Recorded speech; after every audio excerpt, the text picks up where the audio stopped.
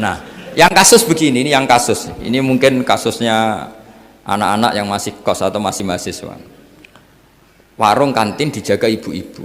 Ada anak makan lahap, dikira belinya cash. Setelah dimakan ternyata akadnya utang. Nah, itu pertanyaannya itu halal apa enggak? Karena asumsi baiknya monggo-monggo. Karena apa sudah mengkhayal nanti ada sekian uang cash didapatkan. Ternyata nyatet atau hutang. Nah, kalau ngomong di depan, Bu saya mau makan di sini utang, kira-kira enggak boleh. Khitab itu otoritas dari minal a'la ilal adna, dari yang lebih kuat ke yang lebih bawah, itu namanya khitab. Kemudian harusnya kita semua sebagai manusia itu sebenarnya orang yang tidak sah memberi khitab, memberi perintah. Karena kita sendiri tidak berstatus khalik, pencipta. Jadi misalnya gini, saya janji sama sampean besok datang ke saya, kamu tak kasih uang. Besok saja saya tidak mesti hidup. Jadi janji itu sudah salah, besok saja saya tidak mesti hidup. Kalaupun hidup saja uang saya terbakar atau dicuri orang. Maka di sini dibutuhkan otoritasi khitab, harus diberikan zat yang punya otoritas penuh, yaitu zat yang nggak akan mati, yang nggak akan lumpuh, yang nggak akan mengalami satu gangguan sosial. Sebab itu dalam pandangan ulama tafsir itu punya akibat, saya ulang lagi, punya akibat bahwa hanya Allah yang berhak memberi apa? Khitab. Sehingga saking kerennya Allah itu bisa khitabun lil makdum. Ini di sini nanti ada contohnya. Sesuatu yang enggak ada kemudian Allah bilang kun menjadi ada.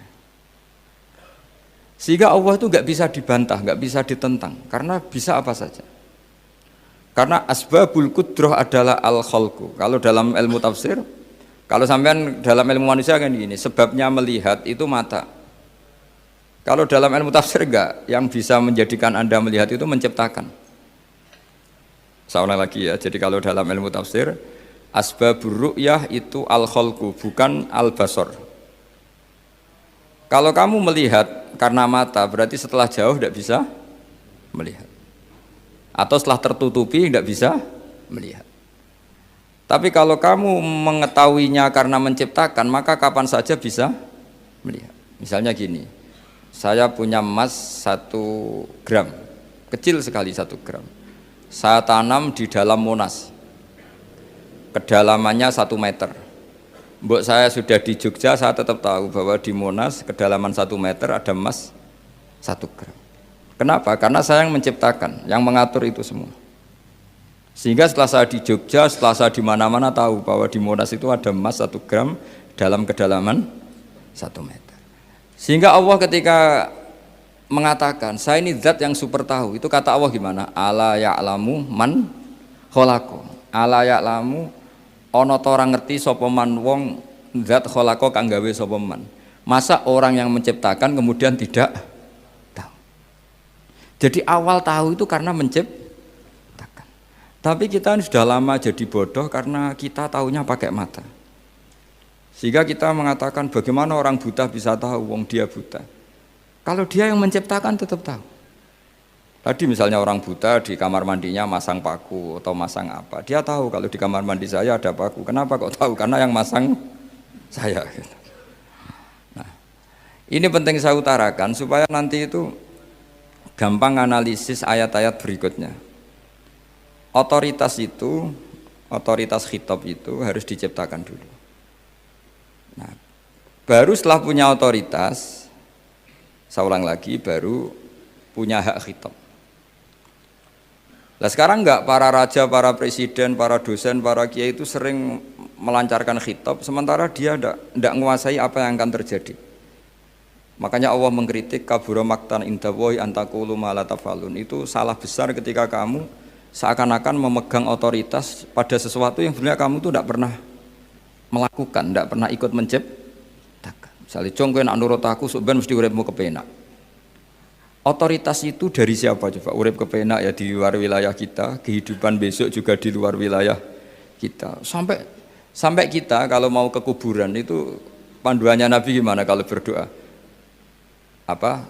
Assalamualaikum daro qaumim mukminin wa inna insyaallahu bikum lahikun. Salam untuk kalian semua dan kita insya Allah suatu saat akan bertemu, insya Allah.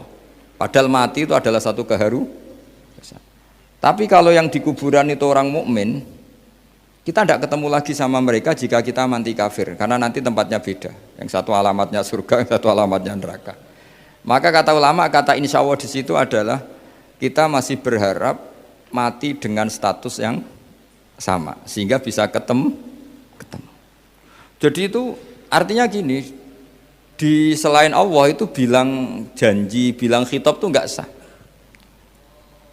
Dulu kan Nabi Muhammad SAW itu saking yakinnya setiap problem itu ada malaikat Jibril datang, saking yakinnya. Suatu saat ada orang Yahudi tanya, Muhammad kalau kamu Nabi betul, beritahu kami tentang Dzulqarnain, beritahu kami tentang Ruh, beritahu kami tentang Luqman Al-Hakim.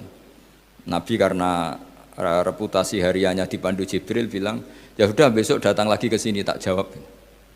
Ternyata Jibril nggak datang, padahal semua ditunggu lama nggak datang sampai utusan. Padahal yang tanya orang Yahudi yang sukanya bully Nabi, lama nggak datang. Lama-lama protes, Jibril ini gimana? Saya dalam keadaan tertekan malah tidak datang. Datang Jibril dengan tanda kutip nyalahkan. Yaitu ada ayat wala taqulanna li syai'in inni fa'ilun dzalika ghadan illa ayyasha. Jangan katakan besok bisa melakukan sesuatu tanpa mensandarkan itu semua kepada kekuasaannya Allah Subhanahu wa taala. Akhirnya semenjak itu Nabi mensyariatkan kalau kamu janji harus mengatakan insyaallah.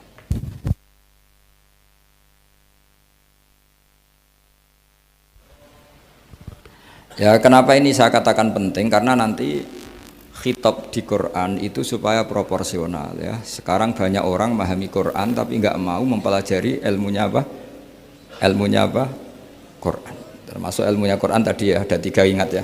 Khitabun lin nabi itu bisa saja khitabun li ummati. Yaitu dalam kasus-kasus yang Nabi tidak ngalami kasus itu tapi yang ngalami umatnya.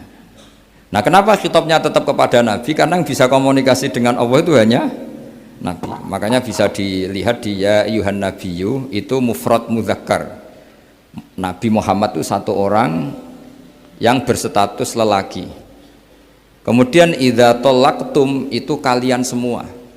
Harusnya kan kamu, karena dari satu orang ke satu orang. Tapi ini enggak. Wahai Nabi, jika kalian umatmu gitu. Jadi karena yang alami tolak itu umatnya. Terus kedua, khitabun lin nabi, dan yang dimaksud itu memang Nabi, kayak sholat tahajud. Sholat tahajud itu sholat yang memang untuk Nabi. Karena tahajud yang menjadikan punya hak syafaat itu hanya Nabi. Sehingga ngendikane ulama, Nabi itu wajib tahajud, tapi kalau umatnya hanya sunat tahajud. Jadi Nabi itu termasuk ya kelebihannya sekaligus bebannya wajib apa? Tahajud. Tapi bagi umatnya sunat. Kenapa? Karena Nabi ingin sekali punya hak syafaat. Kemudian sama Allah diberi instruksi, diberi syarat wa minal laili fatahajjat bihi nafilatal lak asa ayyab'atsaka rabbuka maqama mahmuda. Muhammad, kalau malam kamu harus tahajud supaya kamu nanti diberi hak syafaat. Itu kalau umatnya tahajud nggak boleh sampai diteruskan ayat-ayat sa'ayab asuka, karena kamu tuh tidak punya hak syafaat. Disyafaati saja tidak mesti. tapi Nabi harus tahajud supaya punya hak apa? Dan perlu dicatat syafaat itu hadisnya sahih semua, di Bukhari ada, di Muslim ada. Cuma orang berlebihan cara menolak syafaat atau mengimani syafaat. Ada yang berlebihan ngimani sampai tidak pernah ngamal baik, mentang-mentang nanti dapat syafaatnya Kanjeng Nabi. Ada yang nggak percaya syafaat. Itu ya kebablasan juga, padahal itu ada di hadis sahih semua cerita syafaat. Itu khitabun Nabi, dan yang dimaksud memang Nabi. Sehingga umatnya tidak wajib tahajud tapi Nabi wajib tahajud. Terus ketiga, khitabun lin Nabi sekaligus khitabun li ummati. Itu yang dimaksud di hadis Arba'in Nawawiyah, wa inna wa ta'ala amaral mursalin bima amaral bil mu'minin, atau dibalik amaral mu'minin bima amaral bil mursalin, dibolak-balik sama. Yaitu para nabi ya dikhitabi memakan sesuatu yang thayyibat, para orang mukmin juga kena khitab memakan sesuatu yang apa? Thayyibat. Ini sama. Jadi ya ini ada 3 berarti ya, khitabun lin nabi, tapi yang dimaksud umatnya, khitabun lin nabi yang dimaksud adalah nabi saja. Terus ketiga, khitabun lin nabi yang dimaksud plus umatnya. Nah, kajian seperti ini penting. Karena kesalahan Khawarij itu satu kelompok ekstrim yang tidak mengikuti Sayyidina Ali, juga gak ngikuti Sayyidina Muawiyah, tidak ngikuti Ali, juga gak ngikuti Muawiyah, disebut Khawarij. Khawarij itu jamaknya Kharijah, dia keluar dari pikiran ala Sayyidina Ali, juga keluar pikiran dari Muawiyah. Di sini disebut dia khurut dari kata Khawarij, serba keluar, dia tidak ngikuti sana, tidak ngikuti sini, akhirnya disebut Khawarij. Nah, Khawarij itu orang yang berpikir sesuai kritik yang dilakukan Quran, tapi mereka lupa bahwa yang punya otoritas kritik itu Allah, karena yang kalau boleh sama-sama terganggu kerajaannya itu hanya Allah. Gini, saya beri contoh ya, yang punya hak ketika sepeda motor saya kamu pakai, yang punya hak menentukan itu gasap apa pinjam itu saya apa orang lain? Saya. Ketika yang pakai gak pamit itu teman akrab saya atau anak saya atau orang yang saya ridhoi, itu namanya gasap apa pinjem gak pamit? Ya udah, ini harus jelas. Tadi pagi saya ngaji direktorat, saya bilang di fikih itu ada istilah ulima ridhohu, sesuatu tidak pamit formal tapi sudah diketahui ridhonya. Makanya di fikih ada bab namanya mu'atoh, tadi pagi saya terangkan ya. Di perdebatan fikih itu ada bab namanya apa? Mu'atoh dari kata ato yu'ati, mu'atotan, saling transaksi yang non verbal tapi maklum. Ya seperti kalau kamu marung itu contohnya, kalau kamu marung di kantin terus makan gedang goreng, itu nyuri apa beli? Coba jawab saja. Kalau dikatakan beli kamu belum bayar, kalau dikatakan nyuri terang-terangan. Coba kalau mbak-mbak milih mana, itu nyuri apa beli? Kalau beli belum bayar, kalau nyuri kok terang-terangan ya. Gak nyuri apa beli?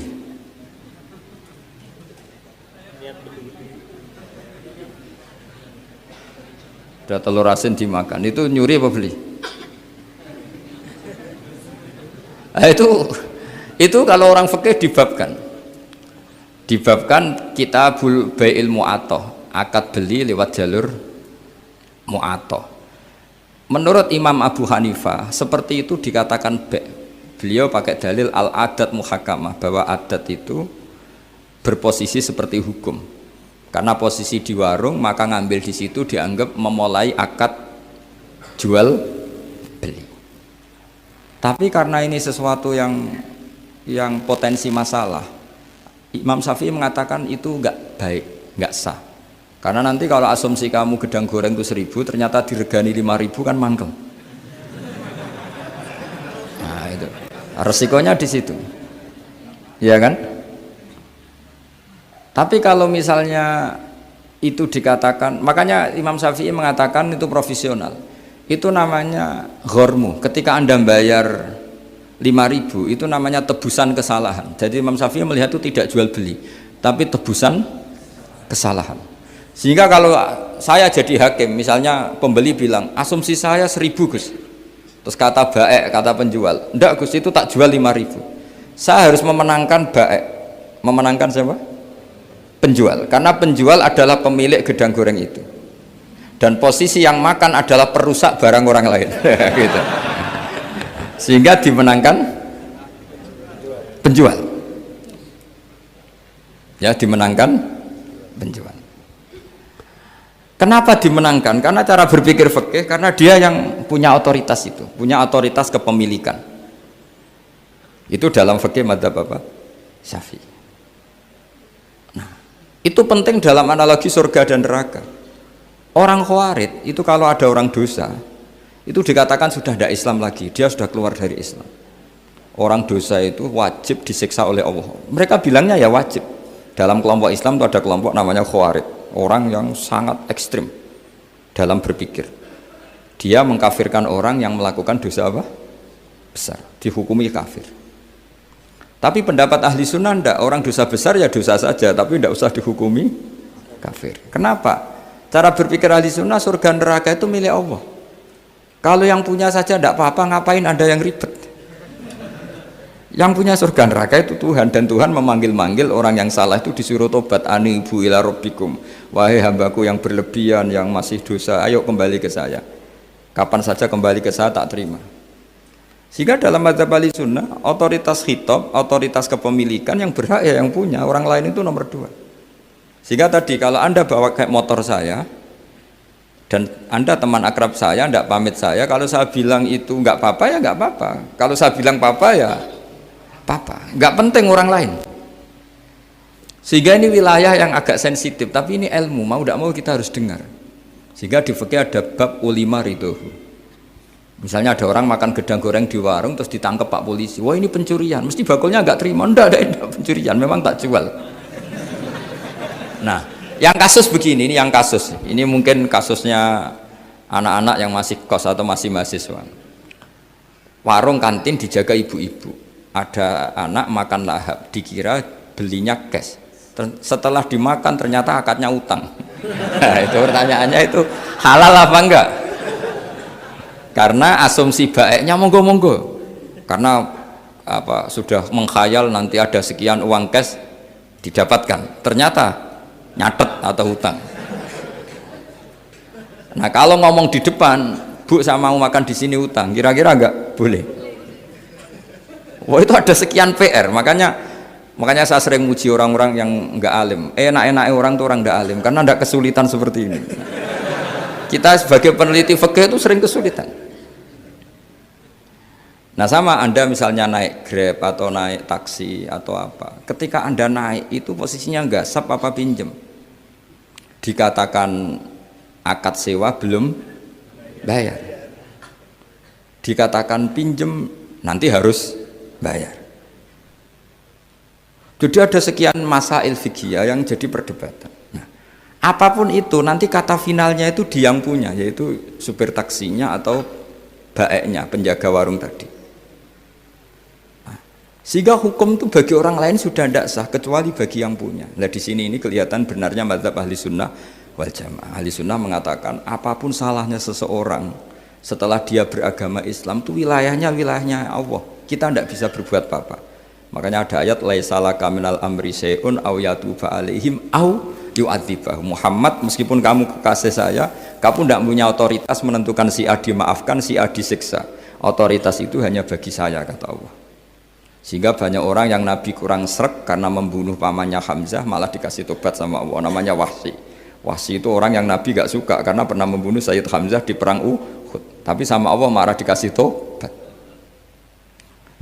Sa'labah yang sering ibadah di masjid, sering iktikaf, saking seringnya ibadah itu sampai digelari hamamatul masjid, merpatinya masjid. Tapi na'udzubillah beliau malah berakhir dengan su'ul khatimah. Kita tidak pernah tahu. Kenapa begitu? Karena begini, wilayah yang absolut itu hanya milik Allah Subhanahu wa Ta'ala. Sehingga Nabi kalau ketemu Wahsy ya bilang, iman kamu sudah saya terima, Islam kamu sudah saya terima, tapi saya ini manusia, tolong sembunyikan wajahmu dari saya, karena kalau saya ingat kamu itu mangkel, karena ingat kamu pernah membunuh Hamzah. Tapi saya sebagai Nabi harus menerima iman kamu, karena Nabi itu gak boleh dendam. Tapi kalau mangkal-mangkal sedikit kayaknya agak boleh mungkin ya, mungkin itu ya. Tapi profesional, Nabi sebagai manusia nggak berkenan melihat Wahsy, tapi sebagai Nabi legowo terhadap imannya Wahsy. Tapi Allah sendiri yang ngendikan laisa laka minal amri syai'un aw yatuba. Coba orang munafik, kayak apa salahnya orang munafik? Tapi ketika Allah ngendikan tentang orang munafik gimana? Wa yu'adzibal munafiqina in sa'a aw yatuba. Allah bisa saja menyiksa orang munafik insya'a kalau berkehendak au ya tuba, atau Allah mengasih tobat. Nah karena pendapat ahli sunnah itu lebih valid sesuai ayat-ayat Quran, maka yang diikuti mayoritas di dunia adalah mazhab ahli sunnah wal jamaah. Dan itu dimulai cara berpikir yang sederhana, yang berhak menentukan khitab ya yang punya, titik itu saja. Yang berhak menentukan khitab ya yang, lah tentu yang punya alam raya ini hanya Allah Subhanahu wa Ta'ala. Makanya Allah mensifati dirinya Malik Yaumiddin. Kita tidak bisa. Makanya bahaya ya, pikiran-pikiran kayak Khawarij itu bahaya. Sampai nggak usah tanya saya. Lalu Khawarij kalau di era modern siapa Gus? Anda provokator kalau tanya gitu. Ya itu tidak boleh provokator. Pokoknya pikiran itu salah karena membatasi otoritas Allah Subhanahu wa Ta'ala. Allah itu paling tersinggung kalau sifatnya dipakai, dicatut. Di Sahih Muslim itu ada riwayat, di hadis Muslim termasuk hadis Sahih itu Bukhari dan Muslim, itu ada seorang soleh sujud, pas sujud dia diinjek orang preman, kira-kira seperti itu kalau sama diinjek. Terus si yang sujud tadi bilang gini, wallahi, ada kata wallahi, wallahi la yaghfiru wallahu laka, demi Allah, Allah tidak akan maafkan kamu. Saat itu juga Allah ngasih wahyu kepada Nabi di zaman itu, bilang ke yang sujud, pahala sujud tak cabut, dia tidak punya pahala, dan yang menginjek dosanya tak ampuni. Terus Nabinya tanya, kenapa ya Allah? Saya tersinggung, kata Allah, hanya disetatuskan nggak bisa memaafkan. Padahal wa anal ghafir wa anal akhid bidzunub. Saya adalah zat yang bisa maafkan, bisa nyiksa. Kenapa status saya tinggal satu? Allah kan bisa kan, walillahi mulkus samawati wal ardh, yaghfiru liman yasha wa yu'adzibu man yasha. Tapi si yang sujud tadi menstatuskan Allah hanya satu, yaitu yu'adzib, menyiksa. Itu kata Allah, kok enak, saya ini Tuhan, bisa menyiksa, bisa mengampuni, kenapa status saya jadi satu? Kamu kan mesti gak terima. Status kamu dihilangkan satu, terima gak kamu? Gak terima. Sebagai suami kamu tetap punya dua status, bisa meneruskan nikah, bisa menceraikan. Coba status kamu tak ambil satu, gak boleh menceraikan. Istri kamu gendut, walek, cerewet. Wah, posengnya bukan main itu. Sama mbak-mbak juga sama, sebagai istri harus nurut sama suami gini-gini, tapi juga punya hak rafa, hak mengajukan gugatan cerai jika suaminya tidak jelas. Mau nggak dicabut status hak rafa? Nggak mau. Kalau punya suami suwelek, jelek, sengaja goda perempuan lain, itu kan. Nah, Allah itu punya status bisa memaafkan, juga punya status bisa menyiksa. Terus orang-orang yang sok soleh dengan tanda kutip itu kadang-kadang inginnya Allah tuh nyiksa terus sama musuhnya. Kalau sama dia memaafkan terus. Terus corong Jawa kan, aku mbahmu tapi kan gitu kira-kira gitu. Kok enak gitu. Nah, jadi ya sudah seperti itu. Lagi-lagi kata kuncinya apa? Beri otoritas itu hanya kepada Allah Subhanahu wa Ta'ala, karena dia adalah pemilik otoritas sejati. Sehingga zaman Nabi siapa saja itu ya mungkin orang kayak apa dulu, Khalid bin Walid, perang Uhud kalah, itu panglimanya orang kafir zaman itu siapa? Khalid bin Walid. Dan dia melakukan pembunuhan masif zaman itu, tapi dia dikasih tobat, namanya Khalid bin Walid. Tapi Sa'labah yang tukang di masjid kadang berakhir seperti itu. Ya sudah, akhirnya kita mau tidak mau ya sudah introspeksi. Sampai sesoleh apapun kita selalu diajarkan doa, ya muqallibal qulub tsabbit qalbi ala dini. Karena kayak apa kalau hati kita dibolak-balik? Karena cara berpikir tentang Islam dan tentang ateis atau tentang kekafiran itu mirip satu visi. Makanya ini hati-hati mahasiswa, karena senangnya berpikir sendiri, kadang ngelantur kemana-mana.